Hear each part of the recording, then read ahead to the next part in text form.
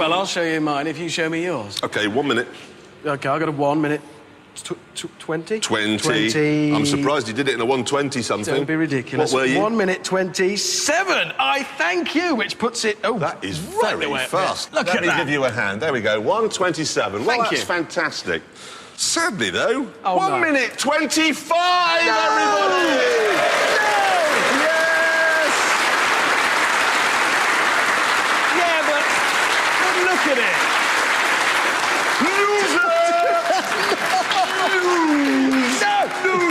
That's going to be wing. Loser. It's a ridiculous car. Look, it's a childish car, and look what it's brought out to you. It's not a man's sports car. I mean, look, now you're just being childish. I'm not going to get cross. You lost. No, you're not annoying me. I don't care. I don't care. It was... Can I do one now? Yeah, I've got two. Right, Porsche have a race championship going on this year in this country called the Porsche Carrera Cup Great Britain. The reason this is of interest to us is that they are producing a road-going version of the car that competes in that. It's the 911 GT3. They've done GT3s before. This is the new one. I can have a look at it, I think.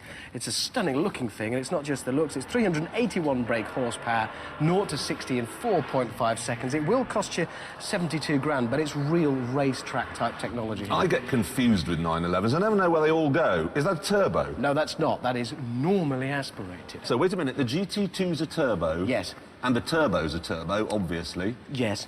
Why is a GT2 not a turbo, if it is a turbo? But it is a turbo. The GT2. Yes, why is it called a GT2 and not a turbo? Because the turbo's called a turbo. You couldn't have... You see? Does anybody here understand the 911 range? No? They're bored, aren't they? Yes. They've been making the same car for 13 years, and all they think to do is, well, call that one a GT3 and that one a GT2, and I'll have a turbo, a GT2, I'll have a GT1, a 959, put the engine in the back. God, it must be fun going into a Porsche dealership and have a 911. It'd be like ordering breakfast in America. I just want eggs! Stop messing around and give me a Porsche! Get this, if you're feeling even more wealthy, for £330,000, another Porsche from racing. Look at that, the Carrera GT. We've been waiting for this since 2000. We first saw it at Paris Motor Show. That is... Oh, it's glorious. Absolutely stunning. Glorious. Look at this, look at this, look at this, look at this. Oh! V10, 5.7 litres, 612 brake horsepower. How much is it? It's £330,000, Jeremy. What? What? No, you're supposed to go, ooh. Now, it's a terrible shame Jeremy didn't like the 350Z. I wondered if he might be interested in the 350Z watch. It's a very large watch with a very small face. What do you think of that? It'll probably go tick-tock, tick-tock, and be very heavy. You'll have to be like this all day long with it. But this week, I think I've come across an ad which just trumps the lot. Are you ready to see it? It's for the new Lexus RX 300. Here it is. There's the car. And the advert for it is... it changes everything. That is a big claim, isn't it? I don't want to go home tonight and find my front doors moved and that all my children are badgers and that I'm married to Frank Bruno. Yeah. I don't want it to change everything. And this will be a gardening programme and we shouldn't be talking about that anyway. Well, exactly. And do you know, the thing is that, you know those Advertising Standards Authority? Yes. They always say you've got to be, what are they, truthful? Hang on, it's decent, honest, legal, truthful. So that advert It's true. Must be true. That would be great. You could buy the Lexus and then you'd wake up the next day and it would have changed into a Jaguar. With a bit of luck. Right, I've got sad news, OK? This is sad news. You don't know what it is yet. That's a blind date noise, isn't it? It was a horrible noise. I thought they were deflating the entire audience. What's the sad news? The sad news is this. Right, diesel engines. There were only 3 manufacturers who managed to hold on to sense and not put diesel engines in their car. They were Honda, well, they've weakened gone. and did it. Saab weakened and did it. The last one has announced officially they've weakened, they've gone, and it's Jaguar. Oh no! I know, it's terrible. Error. They're putting a... You're all right, Jeremy. Quite nasty. That is a horrific piece of news. They're doing a V6 one in the S-Type, and then there's a little 4-cylinder diesel going into the X-Type, which, of course, has nothing to do with Ford. Oh, no, of course, Jaguar, yeah, no, it won't be a Ford engine. I want to make that absolutely plain. It's a Jaguar engine in every way. Yeah. But if you pick away at Jaguar, it might say Ord underneath. Yeah. I don't know whether they put a sticker on it, but I just have worries about this. Jaguar's stealthy, sleek. Is it going to work? Have a look at this. We've got one in to have a look at, and we'll get an idea if it's going to work. Stick. Yeah. Oh dear.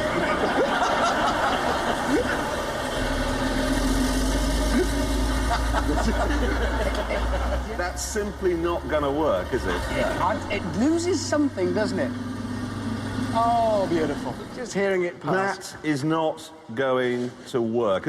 I've got a report here from The Observer. Drivers are facing the biggest revolution in the history of British motoring. It's the Lexus again. It's changed everything. Yes. The thing is that Alistair Darling, who's the Transport Secretary, has said that he doesn't want people all taking their children to school at 8 o'clock in the morning. Well, now, look, darling, that's kind of when school starts. You know, it's not like you take your child to school and say, well, I'm going to take it at 3 in the morning because it's nice and quiet. He's thought that through, has he? There's going to be a lot of headmasters saying, Clarkson, you're early.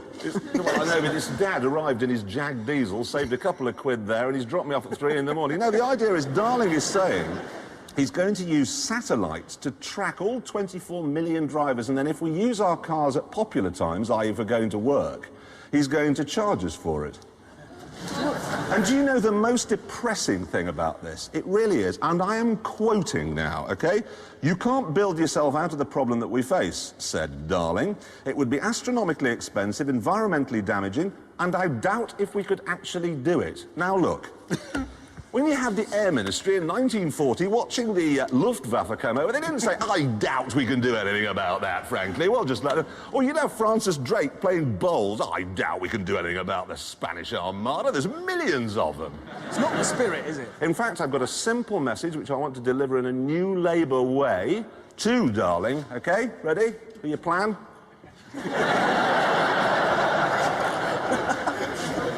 I've never read such rubbish. People will tell you this in the pub all the time. You take the top of your convertible car, you drive it in the rain, you get above a certain speed and you're fine, you don't get wet.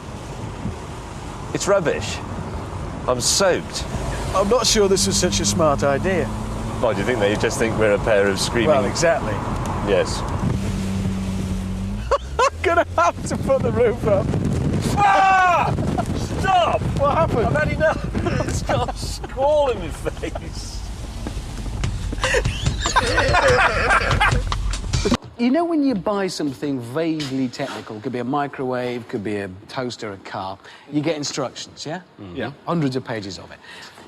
When you get a baby, which is actually quite a complicated piece of kit, you don't get any instructions at all. No. None. Until now, because, of all people, Haynes. You must have heard of them. They do these sort of manuals. You know, there's a Peugeot 405, and there's the Ford Fiesta Service and Repair Manual. Been doing it for years. They've done another one, and it's on the baby, apparently. They're doing one on the baby. A Haynes manual for babies. That's the most dangerous thing I can think of. I have reservations. The sort of people who buy those manuals are the sort of people who think they know better than the experts. Yes. This baby's got a leak out of the barrel. Brown stuff. I put the sump plug in. There we are. That's better. Stop that. It's just not the place for amateurism, This is is fantastic news for British medicine. You know, we've had all that test tube baby stuff. Let's have the first baby born in an inspection pit. Yes. So advanced medical science. No, it's the notion of, no, I'm not going to take you to the hospital. Come down to the shed. Bring the plunger, I'll do a Von Tusen delivery for them. There we go, that's got it out. No problem. You know what, what's always worried me about Haynes manuals is this thing. You've got these little pictures. I'm sure you're all familiar with this, and you get the oily hand of Haynes in the picture. Do you want that in the caesarean ward? No. Exactly. What gets me is when they made it, because the way they make this, it's quite simple. They get some bloke, Derek, whatever, beard, spanner, and they get the car in and he takes it apart and they take photographs. And they must go through like a... Well, when you've done a Ford Fiesta, can you do the Peugeot 405, Derek? And then, well, we've got an unusual one for you next. Thunk baby. What are you going to start with that? I'll have its liver out in a jiffy. No worries. I've got news of a fantastic new car alarm from Cobra. Now, this is very, very high-tech. Anywhere your car is in Europe, this system, linked to satellites, it knows exactly where your car is. And if your car is stolen, it will send you an email, a text message, or a fax. A fact. Does anyone use those? Well, the speediest means of communication known to man. Well, I have this vision. Whenever I'm in my office and I'm working away on something, I hear that little click, the fax machine's going, I think, ooh, a fax. He sits down and it goes, dear Mr. Mayor. I think, fantastic, your car, oh, my car, what's that? Has been, what, entered for a Reader's Digest drawer, stolen. There is another rover. Want to see it? Oh, yes. No. This is a beauty. This is called the Streetwise, okay? Now, this is basically, they're saying it's an urban on-roader. Now, if we analyse that, an urban on-roader is a car designed to go on the road in town. So it's a car, isn't it? Essentially, yes. It's effectively, it's a 25, isn't it, onto which they've nailed some polyurethane bumpers. There you are, look, polyurethane front end, and they've jacked it up a bit. They are saying that it has got a split folding rear seat. Like a car. Yeah, like a car. It's available with a selection of petrol and diesel power units. Well, that is clever. Yeah, yeah. Various transmissions, 3 trim levels. Car-like. Yeah, very car-like. It's fun to drive, handy in traffic, easy to park, and able to shrug off hard use by active individuals and young families. They've put some thought into this, haven't they? Has elements of the SUV appeal. No, it doesn't. It's not four-wheel drive, with good ground clearance and ruggedness, but without the costs and complexity of 4x4 transmission. It's a car. It's a car. Yeah.